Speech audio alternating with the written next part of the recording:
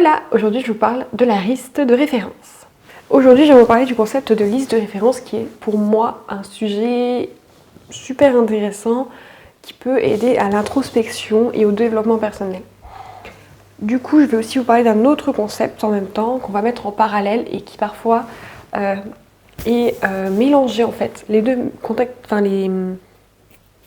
deux entités sont mélangées, donc la liste de référence et la master list sont mélangées ensemble.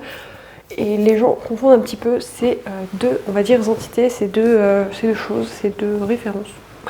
Je sais pas comment les appeler.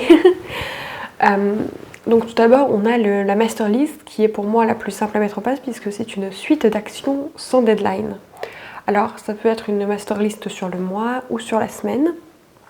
Donc ça va être vraiment des choses qu'on sait qu'on doit faire dans un instant T. Donc par exemple entre le lundi et le vendredi, mais qu'on n'a pas vraiment encore décidé quand on pourrait le faire, quand on aura le temps de le faire. Donc par exemple faire une lessive, aller à une séance de yoga, ce genre de choses. Moi je l'utilise très souvent pour savoir un petit peu au niveau de mes objectifs, quand je les découpe en étapes, ce que je dois faire cette semaine-là. Ça peut être par exemple quand on tient un budget, ça peut être toute fin de semaine, donc soit le samedi, soit le dimanche, je fais une mise à jour. Je vérifie mes comptes. Moi je travaille beaucoup avec la méthode des enveloppes comme vous avez pu voir dans la dernière vidéo que je vous remets dans le petit i. Donc je calcule combien j'ai dépensé, s'il me reste un peu de monnaie puisque j'utilise une sorte de tirelire en fait pour mettre vraiment les pièces qui me restent, donc les pièces jaunes et les pièces rouges qui sont de la monnaie que je ne remets pas dans mon cahier, dans mon petit classeur. Du coup ça fait que je fasse une mise à jour pour savoir combien j'ai pu réussir de mettre de côté après être allé faire les courses par exemple. Donc tout ça, c'est dans ma master list, c'est dans ma liste de choses à faire dans la semaine.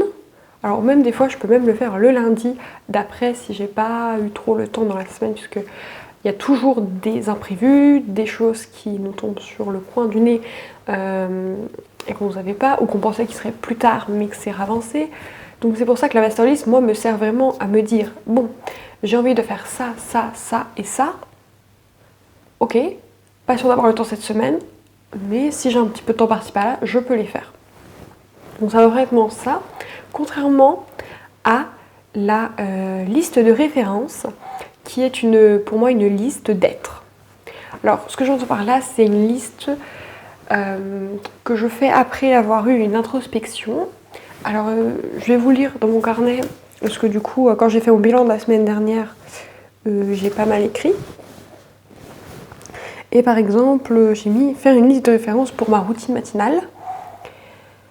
Parce que je m'aperçois que j'ai pas tout le temps, voilà, de faire les choses qui vraiment m'inspirent, que souvent je suis pressée, donc je vais faire une liste de référence des choses que j'aimerais faire dans ma routine matinale, même si c'est pas fait toutes les semaines, si c'est pas fait tous les mois, mais qu'au moins j'ai une liste de ce que j'ai envie de faire, de ce que j'ai envie de travailler. Dans le sens où peut-être ça peut être sur un changement d'état d'esprit, sur la lecture d'un livre de non-fiction, ce genre de choses. Et je me dis, bon d'accord, ce matin, j'ai un petit peu de temps, j'ai une demi-heure devant moi, qu'est-ce que je fais? Ah, je pourrais lire du coup un livre de non-fiction, je pourrais me tirer les cartes, je pourrais faire un petit peu d'introspection sur une question. Voilà, il y a différentes manières. Je pourrais faire une page dans mon journal créatif, je pourrais regarder une vidéo de formation. Voilà, ça va vraiment être aussi une liste de tâches, mais pas d'obligation. Il n'y a pas de choses à cocher, de ce genre de choses. Et pour moi, c'est ça, une liste de référence. C'est quelque chose vers lequel je vais me tourner quand j'ai pas trop d'idées, que je suis dans un moment où je sais pas trop ce que j'ai envie de faire, mais pour autant, j'ai envie de faire quelque chose pour moi, j'ai envie d'avancer vers quelque chose. Donc il y en a souvent qui disent que la liste de référence, ça va être par exemple une liste où on a des choses pour pour se faciliter l'organisation. Je pense pas forcément, je pense aussi qu'il faut laisser dans la liste de référence ce côté intuitif de s'écouter. Donc c'est pour ça que moi je le mets vraiment dans des choses intentionnelles de l'état d'esprit.